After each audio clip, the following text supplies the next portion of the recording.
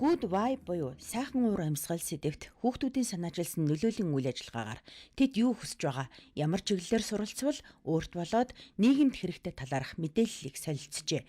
Мөн аймгийн хэмжээнд үйл ажиллагаа явуулдаг хүүхэд хөгжүүлэх байгууллага дугуулангуудын цогц мэдээллийг хүргэсэн байна.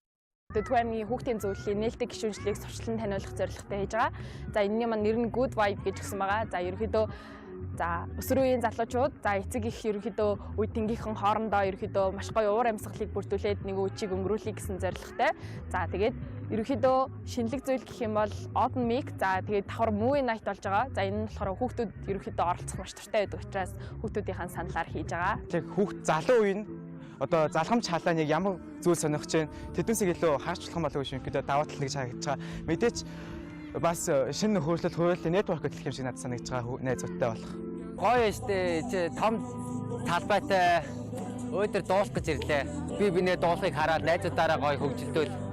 Үйл ажиллагааны хүрээнд аймгийн хүүхдийн зөвлөл 74 хүүхдээр гишүүнчлэлээ нэмж 100 гаруй хүүхэд нээлттэй микрофонд оролцож нэг өдрийг хөгжилтэй, үр бүтээлтэй өнгөрүүлжээ.